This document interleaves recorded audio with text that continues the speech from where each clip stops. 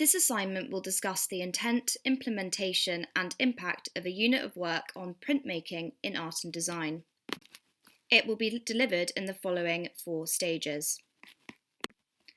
In this first section, I will be discussing the inspiration behind this unit of work. I believe that this quote by Eisner, taken from his Principles of Education, captures the benefits of nature as a source of meaning in art education. The visual qualities of nature make it a useful medium through which to explore and experiment with texture, colour, and shape. In this unit, the children will explore these concepts through a number of activities, both inside and outside the classroom. Printmaking is the process of transferring an image from an object to paper. Making prints using found objects can be surprising and rewarding. The unique patterns of natural objects such as leaves and vegetables are often overlooked until they are inked up and pressed onto paper to make prints. It offers children exciting opportunities to experiment with colour and shape, and they will enjoy the range of results that can be achieved, even with very simple resources. Printmaking processes encourage children to broaden the range of marks they make, as these are often distinct from those made in drawings or paintings. A successful print is usually a combination of the intentional and the unintentional. When we make a print, we only have a limited amount of control over the way the ink is transferred to the paper, and the resulting marks can surprise us.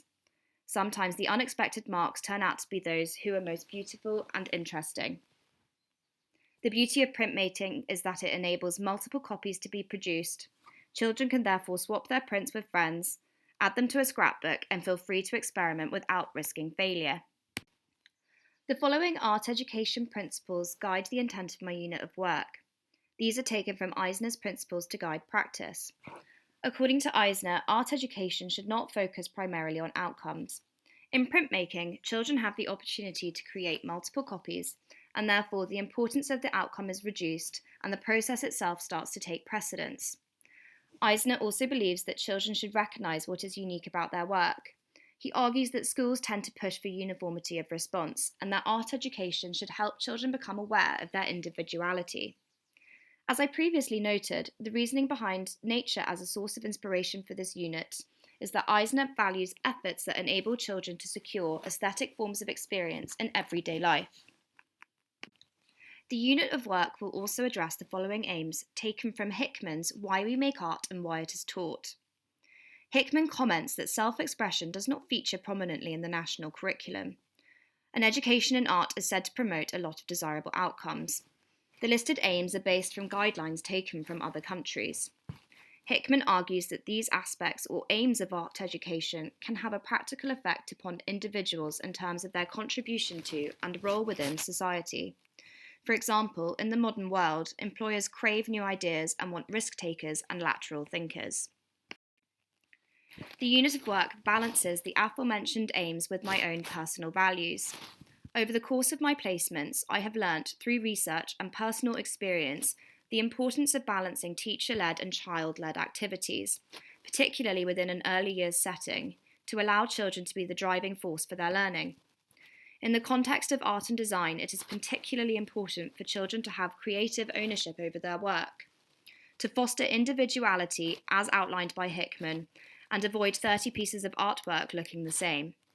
To do this, I have learnt the value of providing children with choices and reminding them that there is no right or wrong. I also value talk as a tool to develop children's individual perspectives and artistic vocabulary. Talk is also an effective assessment tool to assess progression. Through meeting the teacher's standards, I have also learnt the value of high expectations. Within the early years setting, I have learnt that showing children what you expect from them often means these standards will be met. For that reason, this unit sets out to challenge children. In light of previous research and my personal values, the concepts of my unit of work are to reflect on and articulate ideas about prints and aesthetic preferences through questioning, peer discussion, and one-to-one talk. To value the unexpected. This is so children can understand that there is no right or wrong, and to encourage Hickman's aim of risk-taking in art to develop creativity and individuality. To reflect on progression of work. In art and design in early years, children don't often get the time to reflect on their work and ask themselves questions about what next. Printmaking offers a unique opportunity for this. These skills are inspired by outcomes taken from the Department for Education's statutory framework for early years foundation stage in art and design. The practical elements of printmaking make it a unique opportunity to experiment with colour, texture, shape, and space, combining different media and selecting tools and techniques needed to shape, assemble, and join materials. Here is a basic overview of my medium-term plan for this unit of work. Above it lists 4 outcomes, chosen with learned skills, concepts, and previous research in mind. The activities are planned with outcomes and assessment in mind. The first lesson builds from prior learning, using handprints and the natural environment to explore different textures, shapes, and colours. The children experiment in this lesson with mark making, overlapping techniques, and repeating patterns. In the second lesson, children play with different textures of natural materials. For example, acorns.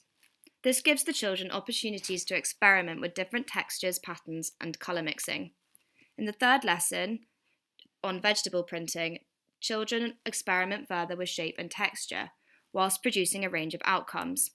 This lesson also includes the new objective of selecting tools and techniques needed to shape, assemble, and join materials. The last 3 lessons seek to set high expectations of this class, as they are slightly more technical and require children to work in stages and think ahead. In the series of spring printing lessons, children will need to manipulate materials to make new shapes and produce a wide range of outcomes. In the final lesson, children are required to develop their concepts and ideas by providing valuable assessment opportunities and a chance to evaluate the impact of the unit on children's learning. I was able to teach 2 of the planned 6 lessons. In these lessons, I noted the following objectives were met: exploring texture of natural objects, use of overlapping techniques and different colours and textures. In the handprinting lessons, I encouraged and noticed children to have a go at creating repeating patterns. Children were able to also begin exploring combining different media, using crayons, watercolours, and paints for their prints. I had to remind children throughout the lessons that there was no right or wrong, as some kept asking if they were doing it right.